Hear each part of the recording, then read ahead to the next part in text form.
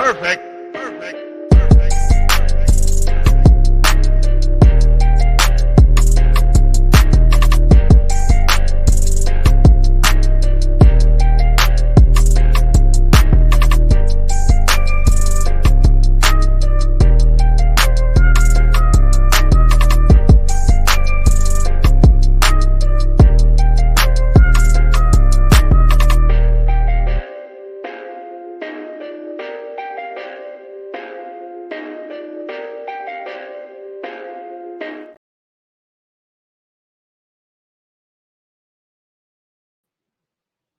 All right, everybody, what's going on, man? How y'all doing? Welcome to today's edition of SWAC Talk. This is the show where we cover the SWAC inside and out. And if it's Wednesday, then that means it's time for our Week 7 preview.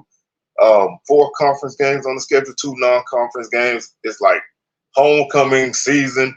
5 out of the 6 games are homecoming games. So this is homecoming Saturday. So, hey, get excited, get ready. And it's going to be on and popping. So, before y'all do any of that, y'all hit those socials. They're on the screen down below. Facebook is SWAC Talk, Instagram SWAC Talk, Twitter SWAC Talk 76. You can check those out. Always posting links and things like that, and also have our weekly show schedule up there. So if you want to check that out, you can find it there. Speaking of show schedule, tomorrow SWAC Smoke live 6 p.m. Central, 7 p.m. Eastern. Week 7 recap on Sunday. And our HBCU top 10 heading into week 8. And our point spread show will be dropping on Tuesday. Then next Wednesday is a week 8 preview. So they got a full slate ahead of us, man. We ready to rock and roll. Y'all make sure y'all subscribe to the channel if you haven't done so already. Like the video, share it. Feel free to comment and hit that join button if you'd like to become a member of the channel. If you'd like to support the channel without becoming a member, then you can donate anything to the Cash App, $SWAC Talk. It'd be much appreciated. And with that being said, man, let's go ahead and jump into this thing, man. We're going to go ahead and knock this on out. We're going to start our preview off with the 2 non-conference games. Get those out the way before we get into the conference games and close out the preview with our game of the week, which is Alabama State at Jackson State, which is homecoming in Jackson. So we're going to cover that game as our game of the week. The first game we're going to talk about, and we're not even going to talk about it that long because it's not really that big of a deal. Lincoln comes to Baton Rouge to take on Southern. Lincoln's 0-7. They've lost all their games on the road. They play all their games on the road. They've lost all their games on the road. They played 11 straight games with no bye week. So they are road warriors. They lost last week to New Haven, 38-0. Texas Southern beat them a couple weeks ago, 52-7, and Lamar beat them 23. Lamar beat them a couple on the 23rd, 38-0. So they're obviously not a team that you're gonna look for to come in and do too much. They're ranked 135th in Division II, so not a lot there. You know what I mean? I don't want to really put too much emphasis on this game. I'm just going to say this, and I'm going to kind of move on because I don't want to – I mean, it's not really that important. But if this game for Southern, they need to just come out and take care of business. They need to come out and get this game over with early, get some other guys in, start to – this is probably going to be one of the few times that you can kind of empty the bench. So the offense really needs to be crisp in this game. You don't want to mess around too much in a game like this. You want to knock this team out and move on. You know what I mean? Yes, they're going to put up a fight because, the unknown is always there when it comes to teams like this. You don't know what you're getting yourself into. So you always anticipate getting their best punch. Defensively, Southern should be more than fine in this game, looking for multiple opportunities to get sacks and stop the running. They're going to try to throw the ball around. Just play sound defense and offense, make some plays and get on to SWAC play after this. So I'm not a fan of this game, and I've never been a fan of this game. And yes, it's homecoming, so you got that to look forward to, all the distractions that come with homecoming. But that being said, man, I'm gonna go ahead and throw my prediction out there. Because Southern hasn't really played a really solid full offensive game, I think they're gonna kind of have some ebbs and flows in there, but Lincoln's giving up points to everybody. I don't see that being any different here. I said 42-7 for Southern just because I think the offense still has those little fits and starts. A game like this, they probably can do whatever they want. So I think 42-7. I think Lincoln's gonna come out and try to make some things happen, but I don't really see a lot happening in this game.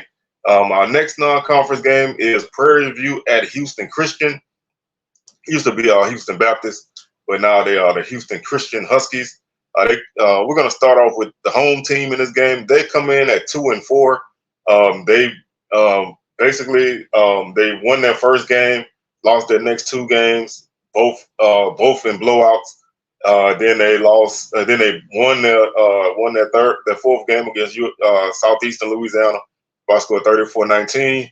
And then they've lost their last two. They lost to Lamar 21-19, and then they lost to Nickel State on Saturday 38-7. So this team is all over the map. They've been blown out a lot. They only have one close loss. Their two wins have been in comfortable fashion. So they're like all over the place. They kind of are like a 2-4 team. They're kind of like all over the place. They average 25 points per game. Their defense gives up 32, so they have been scored on a lot. They look like they typically average 217 yards through the air. They have 10 touchdowns and 7 interceptions, so they are prone to turnovers. They have run for 158 yards per game. They average 4.4 yards per carry. The opponents average 142 on the ground and 3.7 yards per carry, so they're kind of stingy. They don't really give up a lot of big plays, but they give up yardage on the ground. Through the air, the opponents average 271 yards. They have 16 touchdowns and 2 interceptions. So teams have been very successful through the air against this team. Total offense, the Huskies average 373 per game, 5.7 yards per play.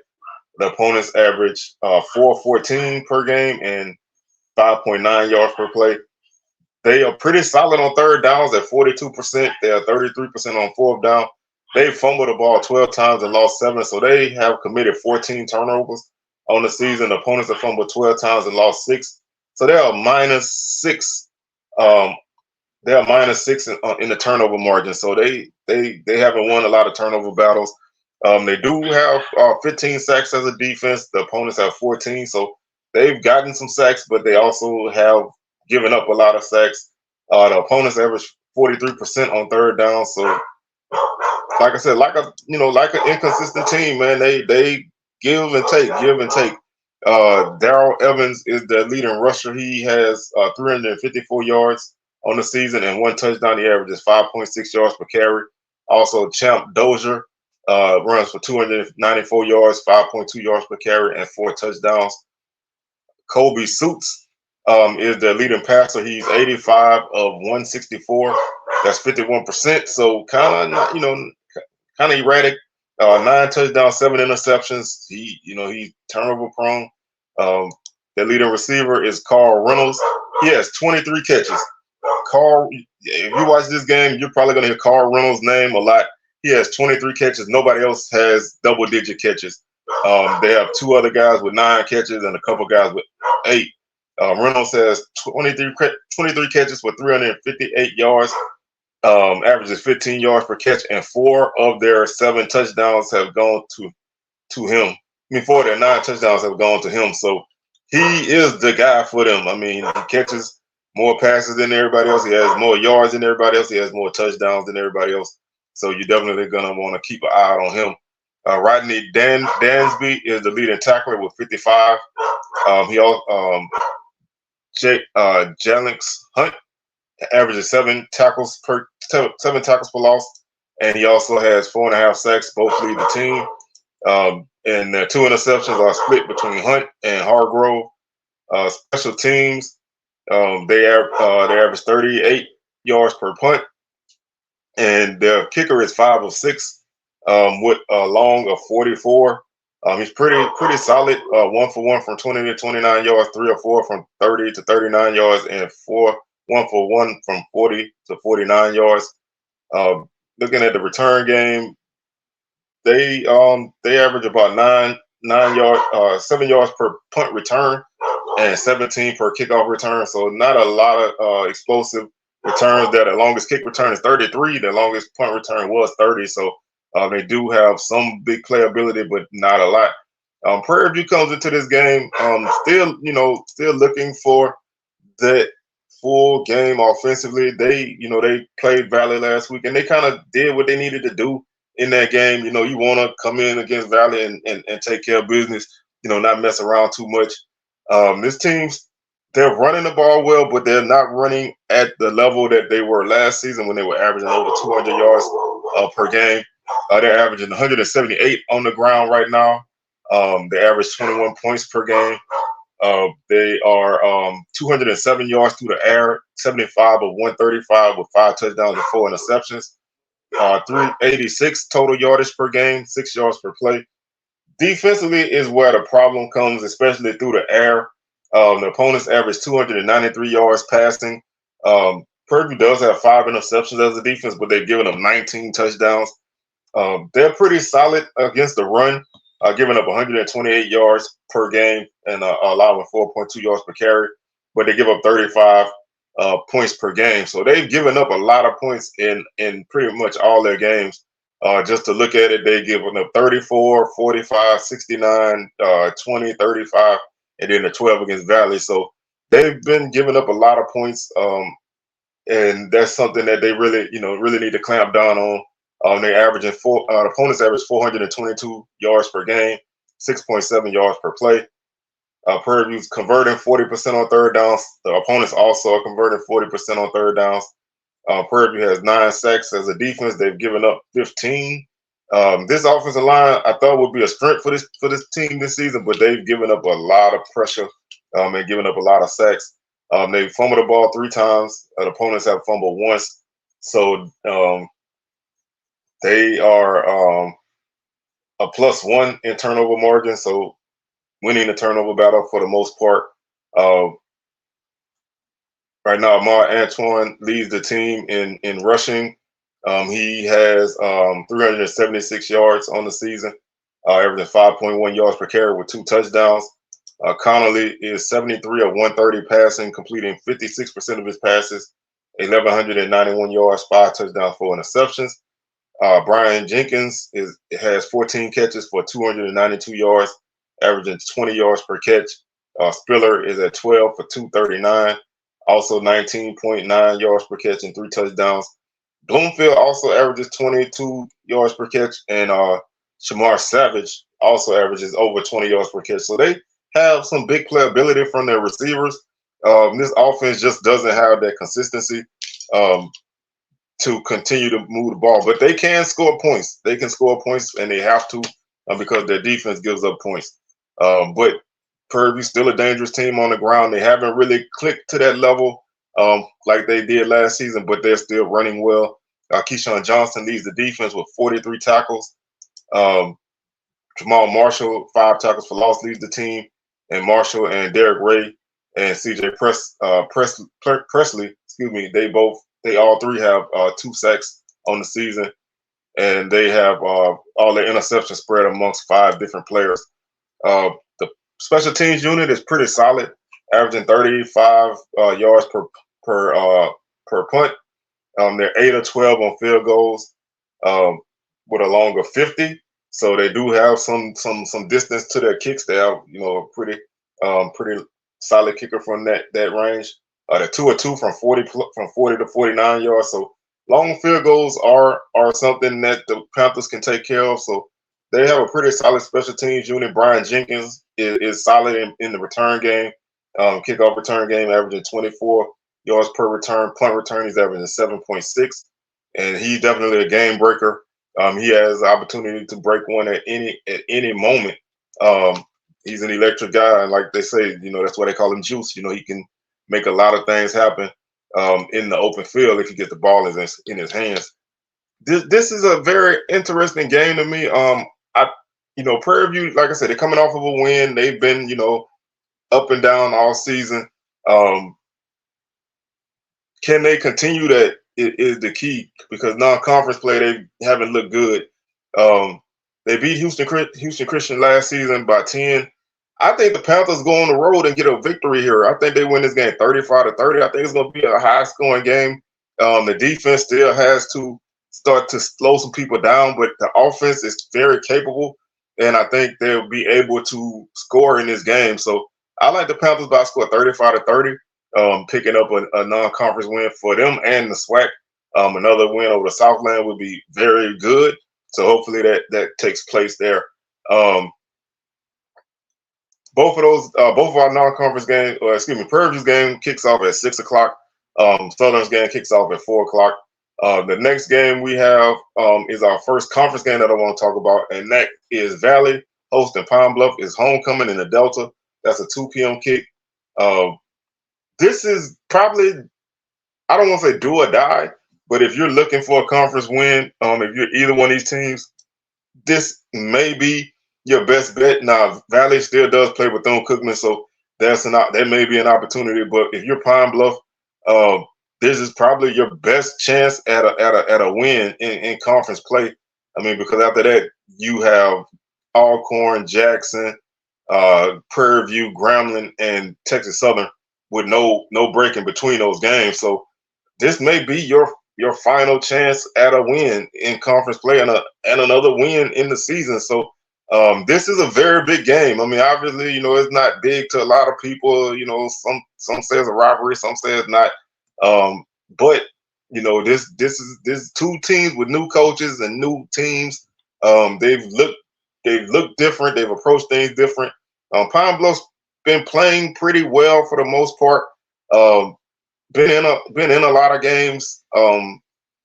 And got blown out in a couple games, but been in the majority of their games. Also won a game against Miles. On the offense, they're not scoring a lot. They're averaging 13 points per game, but they've been pretty solid running the ball. 128 yards per game, 3.2 yards per carry, 170 yards through the air, 6 touchdowns, 3 interceptions, 299 total offense per game, 4.6 yards per play. The opponents average 197 yards on the ground. So the running defense has really been an issue for Pine Bluff. The majority of the teams that they face have been able to run the ball well on them. But teams have also been able to strike through the air. They give up 260 through the air. They have 9 touchdowns and 3 interceptions allowed. 457 yards of offense for the opponents and 6.7 yards per play. The Golden Lions convert 31% on third down. The opponents convert 39%, so they're not that bad at getting stops on third down. And they also have been pretty solid on fourth down as a defense, only allowing 8 to 12% conversion rate on fourth downs. They've only converted 28% on fourth down, so they have had a lot of problems staying on the field. Turnovers have been an issue for this team. They have 6 fumbles on the season, so they have 9 turnovers.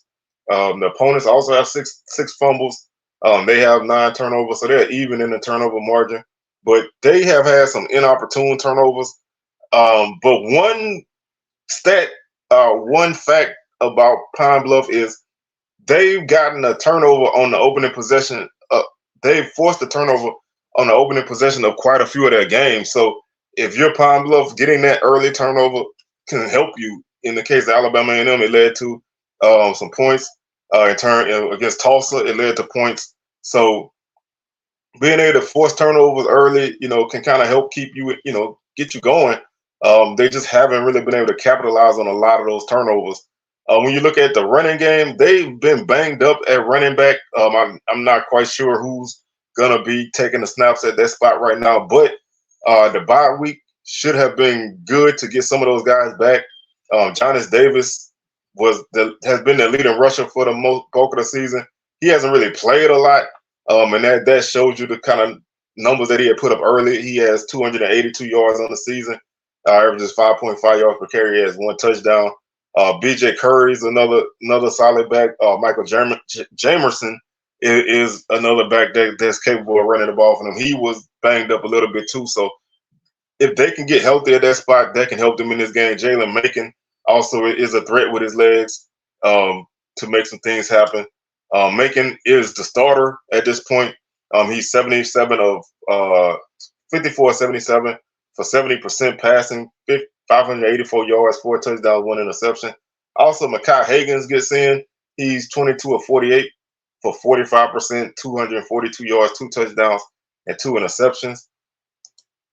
Kenji Lewis is their leading receiver. He has 15 catches for 203 yards and 1 touchdown. Maurice Lloyd also chips in 14 receptions for 167 yards. They've had some problems with drops. And, you know, I mean, a lot of times when you look at a young team or teams adjusting to a different quarterback, they have had some drops. They have kind of stalled out some drives. So that's something that you really want to see them clean up if they're going to start to try to find some success during the season. Rico Dozier is the leading tackler with 66. The tackle for loss leader is Khalil Arnold with 6.5. Arnold also leads the team with 4 sacks. And their 3 interceptions are by 3 different guys. The bulk of them came in the first game, and they had 1 against Southern. So they've done a pretty solid job. The defense has 35 tackles for loss. They've given up 50 tackles for loss. So the offensive line again I thought might be a strength for this team. They have struggled.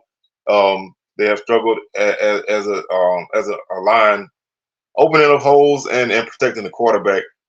Jeremy Baker averaging 39 yards per punt. Dean Saris is 1 of 4 on field goals with a longer 22. So they haven't really done well kicking the ball. The return game has some burners, but they haven't really gotten really loose. But Maurice Lloyd averages 24 yards per return on kick returns. So he's definitely a guy who can make some things happen in that realm. Looking at Valley, just like I said about Pine Bluff, they running out of opportunities to pick up wins. They have Jackson State and Alcorn the next 2 games.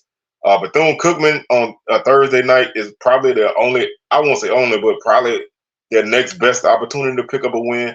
And then you close out with the Alabama teams at home against Bama State and at Alabama A&M on another Thursday night to close out the season. So, like I said, this is a big game for both teams. Valley definitely needs some positivity. It's been a rough go for them this season. Coming into the season with a lot of I don't want to say hype. That's not the right word, but a lot of excitement about this team and this program coming into the season. And the reality has set in a little bit that this team is, they're a work in progress. They haven't really been able to score the ball. They average 10 points per game. The defense gives up 33. They've run for 87 yards per game, averaging 2.3 yards per carry.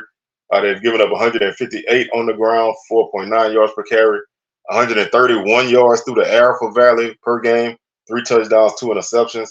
The opponent's 266 through the air, 13 touchdowns, 3 interceptions. Valley only averages 218 yards per game. So they offensively have not been able to move the ball against anybody, really, probably outside of that Central State game. They have not been able to move the football at all against anybody. They have not been able to score points outside of that Central State game. It's been a rough go for Valley. They average 3.3 yards per play. The opponents average 425 yards per game and 6.6 yards per play. Valley's 23% on third down, 18 of 77, 40% on fourth down. The opponents convert 42% on third down and 22% on fourth down. Valley's fumbled 3 times, so that gives them 5 turnovers. The opponents have fumbled twice. That also gives them 5 turnovers. So they've been even in the turnover margin. Valley has 6 sacks as a defense, and they've given up 20. So protecting the quarterback has obviously been an issue with this team this season. Jared Wilson leads the team with 241 yards rushing, averages 4 yards per carry with 1 touchdown. Passing, they've played 3 quarterbacks at different points in the season. Tajarian Williams started and finished last game. He may be the guy going forward. Maybe it'll be Jamari Jones. I don't know. But Williams is 41 of 68 for 384 yards, 1 touchdown, no interceptions. Completed 60% of his passes. Dino Maldonado is 23 of 44, 1 touchdown, 2 interceptions, 141 yards. completing 52% of his passes, and Jamari Jones, 19 of 37, one touchdown, no interceptions, 131 yards, 5.1 yards. 5.1% on completion. 51%. What am I saying? 51% completion rate. Receiving, Rashad Eades leads the team with 8 catches for 113 yards, no touchdowns. Kerrick Ross has 11 catches for 108 yards and a touchdown. And also Kobe Bates and Jackson Davis each have 12 catches apiece. Defensively, they're led in tackles by Jaron Fox with 32 tackles for loss. Chase Alexander has 3.5. And Alexander also leads the team with 2 sacks. Interceptions are spread amongst 3 different guys. Special teams has been kind of an issue for Valley. 34% average per punt. They are 3 of 6 on field goals. They made 2 field goals in the last game, so they were like 1 for 4 before that. They've made 1 of 3 from 30 to 39 yards, 1 of 1 from 20 to 29 yards, and 1 of 2 from 40 to 49 yards. They with a long of 44. Return game, they have some guys who are capable, but haven't really made a lot happen. Kobe Chambers averages 30 yards per kick return. He has a long of 60.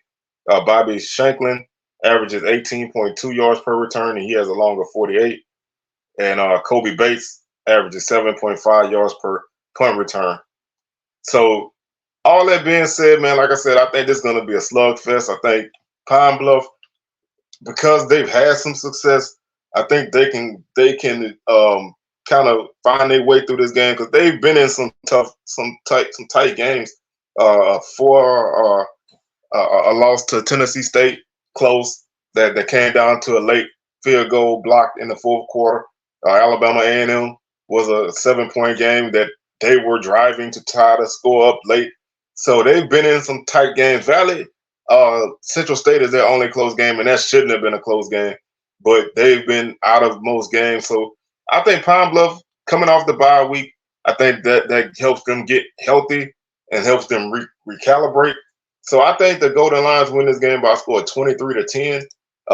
It's going to be tight. I think you'll see a late score or 2 to make the margin what it is. I don't think it's going to be Pine Bluff jumping out to like a 20-0 lead and Valley scores late. I think it's going to be tight early, because Valley, they do put up a big fight early. They just don't have the depth right now to keep themselves in games like that. So Golden Lions pick up their first conference win as far as, my prediction, and Valley back to the drawing board. Our next game is another homecoming, this time in Daytona. Texas Southern takes that long trip from one extreme to the other to take on Bethune-Cookman. Both teams are really looking for a conference win. Neither one have won a conference game yet, so this will give somebody their first conference win. The thing about this game, before I even start anything, when I do my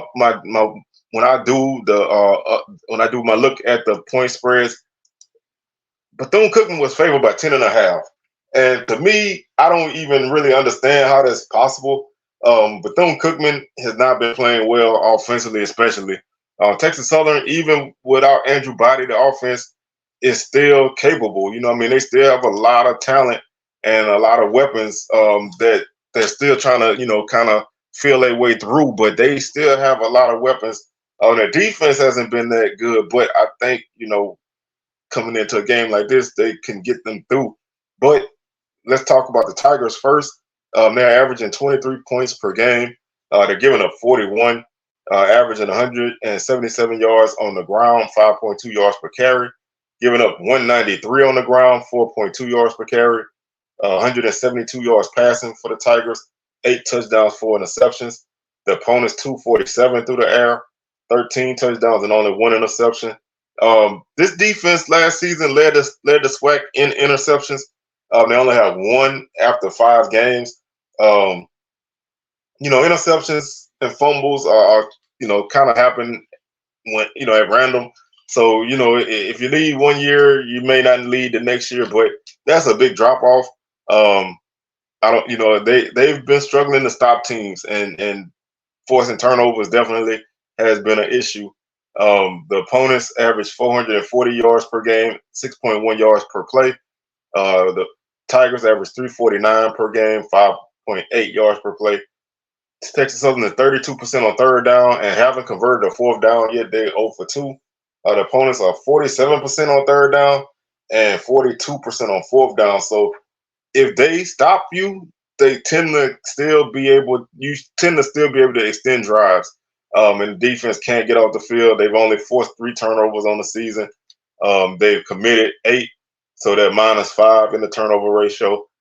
They have 9 sacks. The opponents have 8. The running game is still strong. I mean, you have Ladarius Owens averaging 80 yards per game, 404 yards, 6.7 yards per carry, 2 touchdowns. Ja'Cory Howard, 207 yards rushing, 5.2 yards per carry, 3 touchdowns. Uh, like I said, without Andrew Body, Jace Wilson is the quarterback. He's 47 of 88, 598 yards, 4 touchdowns, 1 interception, completing 53% of his passes. Top target, Jaron Johnson, excuse me. He has 23 catches, 197 yards, 2 touchdowns. Quay Davis, 13 catches, 171 yards and 1 touchdown. AJ Bennett, 8 catches for 134 yards and 3 touchdowns. Jacob Williams is the leading tackler on the team with 41. He also leads the team with 10 tackles for loss and 5.5 sacks. So he's the playmaker on this defense in all areas. You definitely want to know where he's at all time because he's more than capable of making some plays. Javius Williams has the only interception. They're averaging 38 yards per punt, and they are 5 of 7 on field goals with a long of 41. 1 for 1 from 20 to 29 yards, 3 or 4 from 30 to 34 yards, and 1 of 2 from 40 to 49 yards. In terms of returns, Bennett averages 12 yards per return on punts on 3 returns with a long of 33. My boy Sweet Feet Lou, he has 17.2 yards per return, hadn't really broke out yet this season. Owens also averages 21 yards per return, has a long of 37. Bennett has a 34-yard kick return as well. They're facing the Bethune-Cookman team that offensively has not been good. They have had quarterback issues from the start. Cam Ransom was a guy who transferred from McNeese, who they thought would be the starting quarterback. He ran into issues with his transfer in terms of waivers and all of that. So he hasn't been playing. The other 2 guys who would have been second and third string became the starter in the second string. They both got injured against Miami. So now they're down to their third guy or their fourth guy, depending on how you look at it. And the offense just has not been moving well at all. They're averaging 16 points per game. They're giving up 30 points per game. They've only run for 79 yards per game. They 2.7 yards per carry, giving up 179 yards on the ground, 4.7 yards per carry, 136 yards passing per game for the Wildcats, 4 touchdowns, 2 interceptions, 235 total offense. 235 passing offense for the opponents, 6 touchdowns, 4 interceptions, 414 total offense for the opponents, 6.1 yards per play, 214 for the Wildcats, 3.8 yards per play. They've only converted 25% on third down and 57% on fourth down. They fumbled 5 times, giving them 7 turnovers. The opponents, 30% on third down, 63% on fourth down. They've turned the ball over 7 times. So again, another team with even turnover ratio. This defense has actually played pretty well in the last couple games. In their last 2 games, which were both conference games, their defense kept them in both games. The offense inability to score and move the ball consistently is part of the reason why they came up short. They have 4 sacks as a defense. They've given up 19. They had their leading rusher is Jimmy Robinson. He took over the rushing lead after the last game because Basil went out injured, who was the leading rusher. But right now, Robinson has 139 yards and 1 touchdown. Had a pretty solid game against Bama State. Nothing spectacular, but he was able to pick up some solid yardage for the Wildcats. But he's averaging 2.8 yards per carry. Basil is the second leading rusher with 118 yards. He averages 5.4 yards per carry and 3 touchdowns. This team is not an explosive team on offense. Their longest run play is 22 yards. The longest pass play is 40 yards. So they haven't really hit a lot of big plays, and that's part of the reason why this team can't really move the ball. Walter Simmons right now is the quarterback. He's 47 of 85, 2 touchdowns, 1 interception, 366 yards, completing 55% of his passes. When he does go to the air, Dakari Allen Johnson has 17 catches for 144 yards and 3 touchdowns. Tink Boyd, 12 catches for 140 yards, and Davino Ellington, 12 catches for 107 yards. Darius Thomas is their leading tackler with 43 tackles. He also has 7 tackles for loss. And they have 4 guys with 1 sack apiece to lead the defense, and also 4 guys with 1 interception apiece to lead the defense. The special teams have been up and down. 38 yard per punt average. They're 2 of 4 on field goals. 0 for 1 from 30 to 39 yards. 2 for 3 from 40 to 49 yards with a longer 45. So they do have a kicker with a leg, but they haven't really been able to, get in a lot of scoring opportunities. The return game, Allen Johnson averages 35 yards per kickoff return. Darnell Dees averages 26 yards per kickoff return. Their longest kick return is 45 yards. Tink Boyd has 2 punt returns for 8 yards to lead the team. I got TSU winning this game. I'm gonna cut to the chase. I got TSU winning this game, 28-13.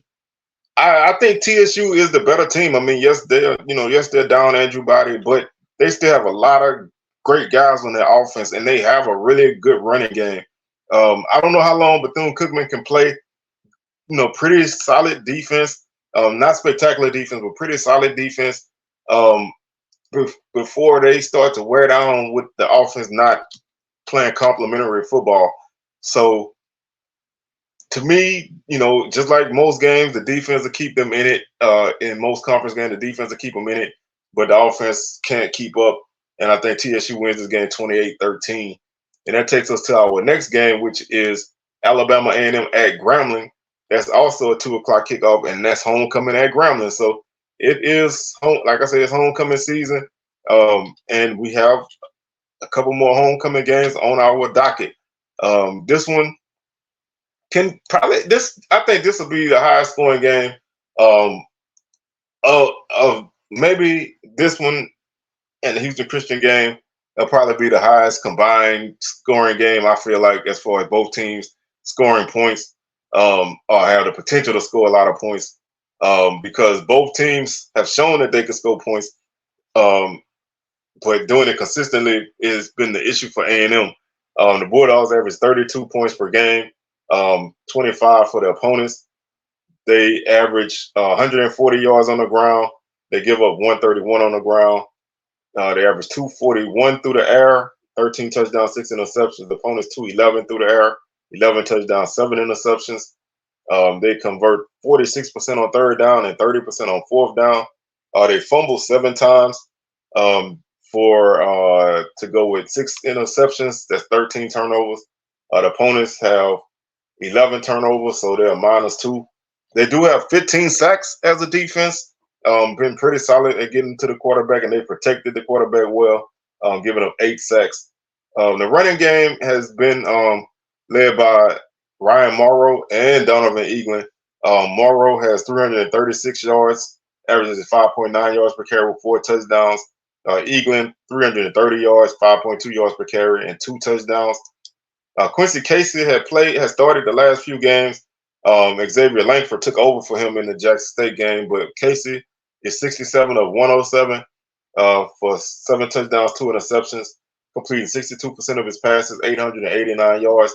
Langford 48 of 78 for 543 yards, 6 touchdowns, 3 interceptions.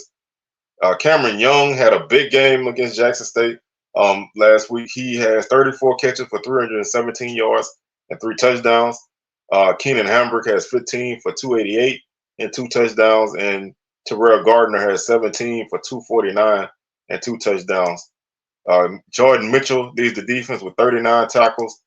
Zarion Hayes has eight tackles for loss and 3.5 sacks to lead the defense. And Imari Pate has 3 interceptions to lead the defense. Special teams are solid. The Bulldogs average 40.1 yards per punt. And Victor Barbosa is 4 of 6 on field goals. 4 of 5 on field goals. The team is 4 of 6 with a long of 29. So they haven't really kicked a lot of long field goals. Some drives have stalled out in the red zone, but they've been able to convert those to points. Terrell Gardner has been really solid on punt returns, averaging 18.7 yards per return with 1 touchdown. Gardner averages 24 yards per kick return with a long of 57. Looking at Grambling, last week against Alcorn was probably the first game in a while where the offense didn't look sharp. Kind of had some issues running the ball, and 3 interceptions were a factor in that game.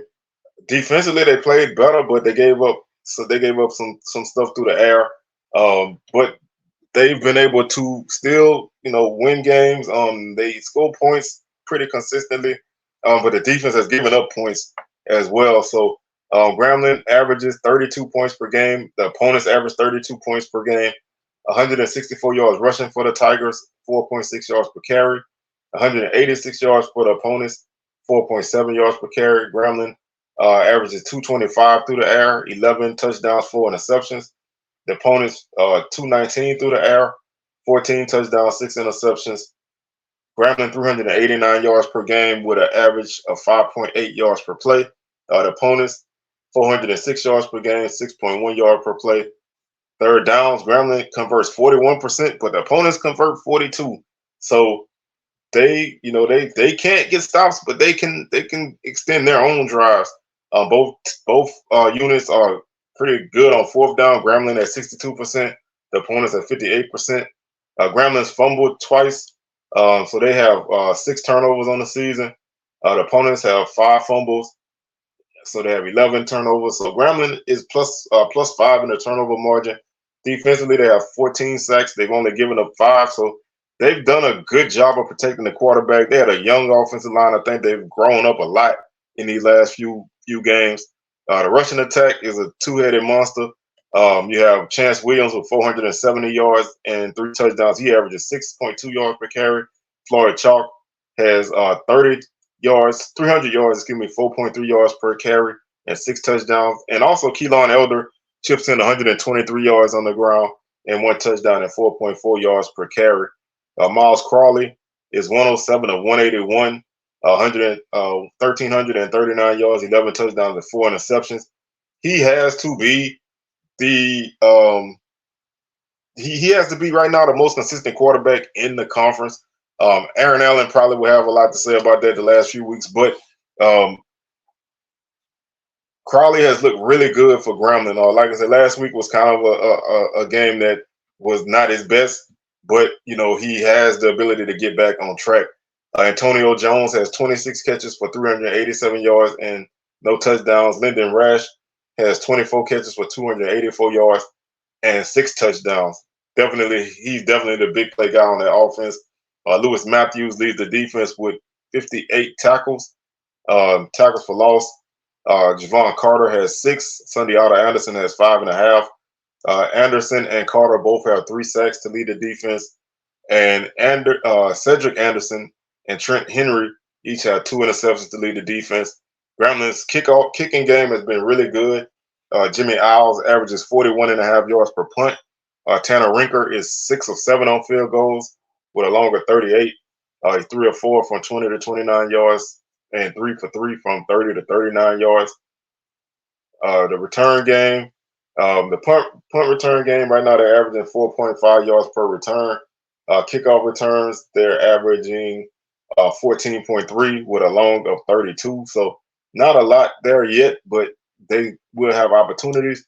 I think this is a game that may be close. Another first half game close. Second half, I think Grambling pulls away. And them's just been too they've been too inconsistent for my liking. They've put up 50 plus in 2 games, but they both were D2 games. Against Jackson State, they fell behind 35-7. Came storming back, but came up 15 points short. Against Southern, they could not really get a lot going. Rushed for minus yards, only scored 10 points. Against Pine Bluff, they were in a dogfight to the very end of their game. So they haven't really played a great game against SWAC opponents yet. And Grambling is going to be a tough task, especially at home. I think the running game for Grambling gets going again. I think Miles Crawley bounces back. I think the defense continues to play better. And I think Grambling wins this game by a score of 31-20 in the whole. And our final game, another 2 o'clock kick, and this is our game of the week. Alabama State is at Jackson State. This game, it has although I haven't really felt a lot of it, but this game does have that, that oomph to it from the last couple of years, but, different cast of characters now. So I don't really think that's that huge of a deal as far as, any kind of perceived beef or anything like that. This is a football game between 2 teams. One team has a really good defense, and I don't even know. An offense that I don't really like. The other team has a defense that's been pretty solid, with the potential to be great, and an offense that has really been leaning on the ground game a lot. And this makes for an interesting game. I think it's going to be a physical game because both teams, know there's a lot on the line. Jackson State needs to keep pace with FAMU. Just in case. I mean, I don't, we talked about this before. I don't really see FAMU losing 2 games, but you can't lose anymore if you're trying to chase them. So the only, the first step into chasing a leader is to keep pace with that leader. And by keeping pace, that means not losing again. Alabama State already has 2 losses, so they're not officially out, but they're technically out because FAMU ain't losing 3 games in conference play. I don't really see it. But Bama State offensively averages 16 points per game. They're only giving up 18. And I say this a lot. I feel like they're wasting a great defense. That I think their defense may be better than last year's defense.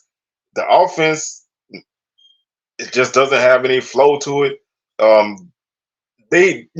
Every team who has an offense that I have questions about has had at least one game where I can point to and say they played well there. They may not have played great. They may not have played a full 60 minutes of a great offense. It may be a great half. It may be a great 3 quarters. But every team has had at least one game that I could point to and say, I see the growth. Bama State, I haven't seen it. Even in their wins, they haven't been great offensively. They're averaging 116 yards on the ground with 3 touchdowns, 3.5 yards per carry. The opponents only average 90 yards on the ground. With 2.9 yards per carry, also 3 touchdowns. They average 196 yards through the air, 5 touchdowns, 5 interceptions, 213 through the air for the opponents, 7 touchdowns, 4 interceptions. The Hornets 312 total offense, 5.2 yards per play, 304 yards for the opponents, 4.8 yards per play. Alabama State converts 30% on 3rd down, 46% on 4th down. They have 3 fumbles, giving them 8 turnovers total. The opponents have 4 fumbles, giving them 8 turnovers. Again, even turnover ratio. The opponents convert 36% on 3rd down and 80% on 4th down. Bama State has 14 sacks. The opponents have 9. Individually, the rushing attack has been all over the place. Right now, Juwan Howell and Demetrius Davis are kind of even in terms of rushing yardage. Howell is at 203. Davis is at 200. Neither one has a touchdown.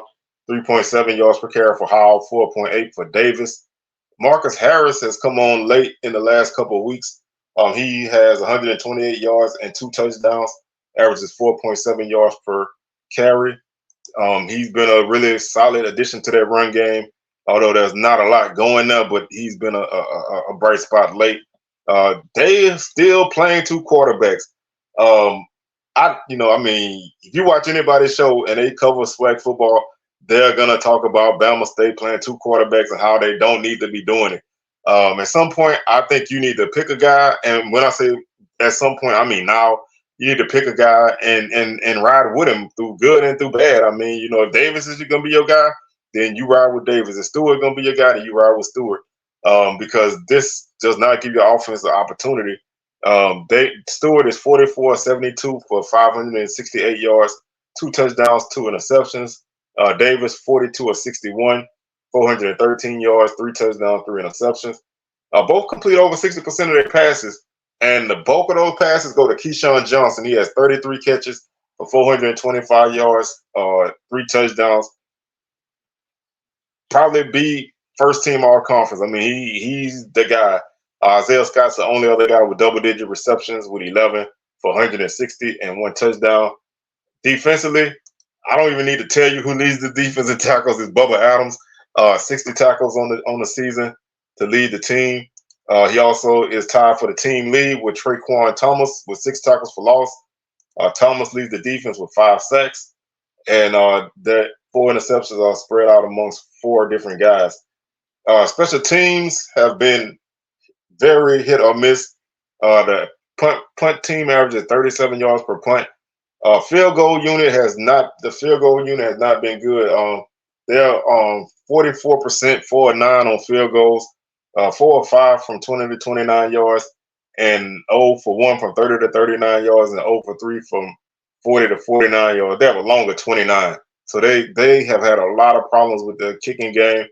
Robert McMinn averages 11 yards per punt return, and he also averages 21 yards per kickoff return. Eric Horn has a 59-yard kick return to be the longest for the Hornets.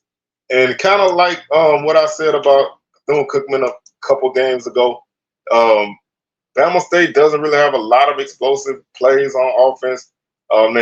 They have 3 runs longer than 30 yards plus as far as listed as players' long rushes. They have a long of 63 through the air and a long of 49. So they haven't really hit a lot of explosive plays, but their offense, I think with the right guy, it can work, but they don't really have that right guy. They don't trust them. Jackson State, they're going to come in and run this ball. And the Jackson State running game against the Bama State run defense is something that I really want to see. Jackson State averages 168 yards on the ground, 4.4 yards per carry. They average 29 points per game. They give up 28. The opponents average 160 on the ground, 4.9 yards per carry. Jackson State averages 223 through the air, 11 touchdowns, 2 interceptions. The opponents 211 through the air, 10 touchdowns, 8 interceptions. 392 through total offense for the Tigers, 5.8 yards per play. 371 for the opponents, 5.7 yards per play. Jackson State has 34% third down conversion rate, 66 on fourth down. They have 3 fumbles, giving them 5 turnovers. 38% for the opponents on third down, and 54% on fourth down. They have 4 fumbles, giving them 12 turnovers. So Jackson State is a +7 in turnover ratio, and that's a big thing. They have 12 sacks as a defense. They've given up 16. This defense has not been as shut down and grind you down as they have been in previous years, but they're more than capable of stopping you. Irv Mulligan is the leader in rusher. He has 611 yards on 5.7 yards per carry and 5 touchdowns. Definitely one of the toughest runners to bring down. You're not going to see one guy bring him down a lot. He just got this ability to twist his body and make things happen as he moves, keeps his feet moving, and keeps falling forward. Jason Brown, 95 of 152, 1,123 yards, 8 touchdowns, 2 interceptions. Rico Powers leads the team with 24 catches for 386 yards and 2 touchdowns. Duke Miller, 19 catches for 190 yards. And Fabian McCray has 10 catches for 170 yards, and a touchdown. And also Isaiah Spencer, 13 for 120 and 1 touchdown. Isaac Peppers leads the defense with 37 tackles. He also has 6 tackles for loss to lead the defense, and 2.5 sacks go to Antonio Doyle to lead the defense. And Tim Stewart and Jaheim Hazel both have 2 interceptions to lead the defense. Special teams, man, that's been really an adventure. The punt game has been kind of interesting the last couple games. Right now they're averaging 38 yards per punt. Dylan Watson was the field goal kicker last week. He was 1 for 1 on field goals. He made a 40-yarder. So the team right now is 5 for 7 on field goals. With a longer 40, they're 2 for 2 from 20 to 29 yards, 2 for 3 from 30 to 39 yards, and 1 or 2 from 40 to 49 yards. Return game wise, they have some guys who can make some things happen. Seven McGee is averaging 16 yards per punt return. Rico Powers is averaging 18 yards per kick return. Isaiah Spencer averages 33 yards per kick return. They'll have a long return of 37 right now on kickoffs and 25 on punts. The ability to break one is there. This game, I think, is probably going to be a typical Bama State game. The defense is going to play well. The offense is going to do what they do. Jackson State is going to come in and try to run the ball. Against that Bama State run defense, that's going to be interesting. So it's going to be key for Jackson State to be able to move the ball through the air. They're going to be under some pressure, so they're going to have to be able to keep quarterback upright because Bama State does, generate a lot of sacks. But I think the special teams for Jackson State is my only question for them.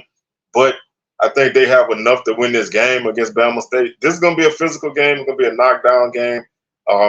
It's going to look like Bama State going to have an opportunity, but I don't think they're going to get over the hump. Jackson State wins this game 24-13. And that's going to do it for our show today. Just a quick rundown of Week 8.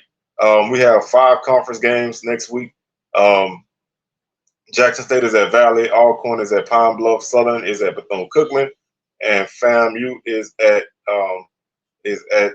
Texas Southern. So we have 4 games, 4 conference games next week, and we are pretty much in conference play now. FAMU is off this week, and Alcorn is off this week. So a couple of teams with bye weeks now, and next week we have a few more teams with bye weeks. And then we'll have our first full week of SWAC football on the 28th. So this is pretty much SWAC football season from here on out. I think there's only like 1 non-conference game that I can think of right now. Later in the season, well, two more non-conference games later in the season. So it's all SWAC football from here on out. And with that being said, I'm your tour guide around the SWAC Seawell signing out. Don't forget SWAC Smoke tomorrow, live 6 p.m. Central, 7 p.m. Eastern. Don't forget to hit the subscribe button and like the video, and we'll catch y'all on the rebound. Peace.